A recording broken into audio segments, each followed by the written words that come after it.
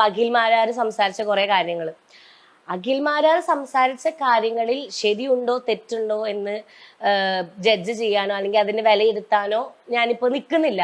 പക്ഷെ എനിക്ക് പറയാനുള്ള കാര്യം എന്ന് വെച്ച് കഴിഞ്ഞാല് അഖിൽമാരാര് ഇപ്പം എൻ്റെ ഒരു ഫ്രണ്ടിന്റെ ഒരു ഇഷ്യൂ, കാരണം എല്ലാവർക്കും അറിയാം സിബിൻ എൻ്റെ ഫ്രണ്ടാണ്.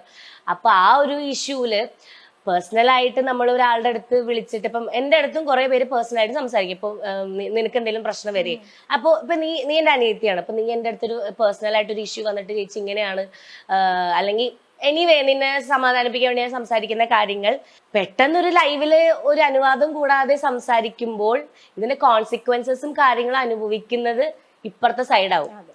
അപ്പോ അതൊന്ന് ചിന്തിക്കാമായിരുന്നു എന്ന് എനിക്ക് തോന്നി. അതായത് പറയുന്നത് ശരിയോ തെറ്റോ അതിലേക്ക് ഞാൻ പോകുന്നില്ല.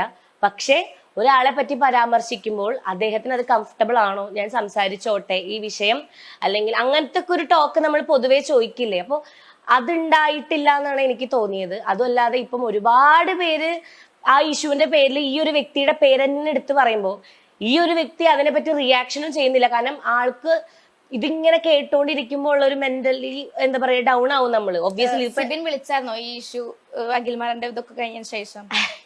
സിബിൻ എനിക്ക് എന്നെ ഡെയിലി സിബിൻ വിളിക്കാറുണ്ട്. അല്ല, എന്നിട്ട് പുള്ളിക്കാരന്റെ ഒരു റിയാക്ഷൻ എന്താണോ ഈ ഒരു വീഡിയോസും കാര്യങ്ങളൊക്കെ? പുള്ളിക്കാരെ പറഞ്ഞേ അത് ഞാൻ ഇവിടെ പറയാൻ എനിക്ക് അനുവാദമില്ല.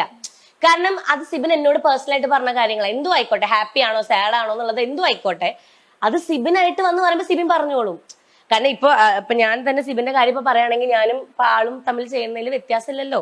അപ്പൊ എന്താണ് സിബിന് തോന്നിയത്, എന്താണ് സിബിന്റെ അവസ്ഥ എന്നുള്ളത് സിബിനായിട്ട്, സിബിൻ സംസാരിക്കാത്ത ആളൊന്നുമില്ല. സിബിൻ നല്ല രീതിക്ക് സംസാരിക്കാൻ അറിയണ ആൾ തന്നെയാ. പക്ഷെ അദ്ദേഹം ഇപ്പൊ ഒരു ബ്രേക്ക് എടുത്ത് അല്ലെങ്കിൽ അദ്ദേഹത്തിനോട് സംസാരിക്കാൻ കുറച്ച് സമയം വേണമെന്ന് അദ്ദേഹം എടുക്കുമ്പോൾ ആ ഒരു പ്രോസസ്സിനെ നമ്മൾ സപ്പോർട്ട് ചെയ്യുക എന്നുള്ളതാണ്. അപ്പൊ ആ ഒരു ഗ്യാപ്പിൽ ഒരുപാട് പേര് വന്നിട്ട് ഇങ്ങനെയായിരുന്നു, അദ്ദേഹത്തിന് ഇങ്ങനെയായിരുന്നു, അങ്ങനെയായിരുന്നു, ഇങ്ങനെയായിരുന്നു പറയണമെങ്കിൽ എനിക്ക് അദ്ദേഹം ഒരു വീഡിയോ ഇട്ട് കഴിഞ്ഞിട്ട് നിങ്ങൾ റിയാക്ട് ചെയ്യൂ, അല്ലെങ്കിൽ അദ്ദേഹം പറഞ്ഞൊരു സംഭവത്തിൽ എന്താണ് എനിക്ക് ഉണ്ടായത്, സത്യാവസ്ഥ ഇതാണ് എന്ന് പറഞ്ഞു കഴിഞ്ഞിട്ട് നിങ്ങൾ റിയാക്ട് ചെയ്യൂ എന്ന് എനിക്ക് തോന്നിപ്പോയി അത് കണ്ടപ്പോ. അതേപോലെ തന്നെ അഖിൽമാരാര് പറയുണ്ടായി കുറെ പെണ്ണുങ്ങൾക്ക് മോശപ്പെട്ട അനുഭവങ്ങൾ ഉണ്ടായിട്ടുണ്ട്. പക്ഷെ എനിക്ക് പേഴ്സണലി എനിക്ക് അങ്ങനത്തെ പ്രശ്നമൊന്നും എനിക്ക് ഉണ്ടായിട്ടില്ല.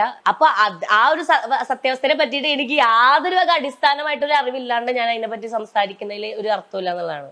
ആക്ച്വലി പൂജനെ സംബന്ധിച്ചുള്ള ഒരു പ്രത്യേകത എന്ന് വെച്ചിട്ടുണ്ടെങ്കിൽ നമുക്ക് പുറത്തിരിക്കുന്നവർക്ക് പുറത്തുനിന്നുള്ള ഒരു ഔട്ട് വ്യൂ കണ്ടിട്ട് അഭിപ്രായം പറയാൻ പറ്റും. അതിന്റെ ഹൗസിൽ ആദ്യമേ കയറിയ ആൾക്കാർക്ക് ഉള്ളിലത്തെ കാര്യങ്ങൾ സംസാരിക്കാൻ പറ്റും. പക്ഷെ പൂജയ്ക്ക് പുറത്തിരുന്ന കാര്യങ്ങളും അറിയാം, അകത്ത് പോയിട്ടുള്ള ഒരു സംഭവങ്ങളും അറിയാം. അപ്പോ അത് എത്രത്തോളം ഡിഫറെന്റ് ആണ് പുറത്തുനിന്ന് കാണുന്നതും ഉള്ളിലുണ്ടാവുന്ന സംഭവങ്ങളും? കറക്റ്റ് അതേപോലെ തന്നെയാണോ പുറത്തേക്ക് കാണുന്നത്? അതായത് നമ്മളിപ്പോ പറയില്ലേ ഗാലറിയിൽ നിന്ന് കളി കാണുന്ന പോലെ ഇത് തന്നെയാണ് എനിക്കും ഫീൽ ചെയ്തത്.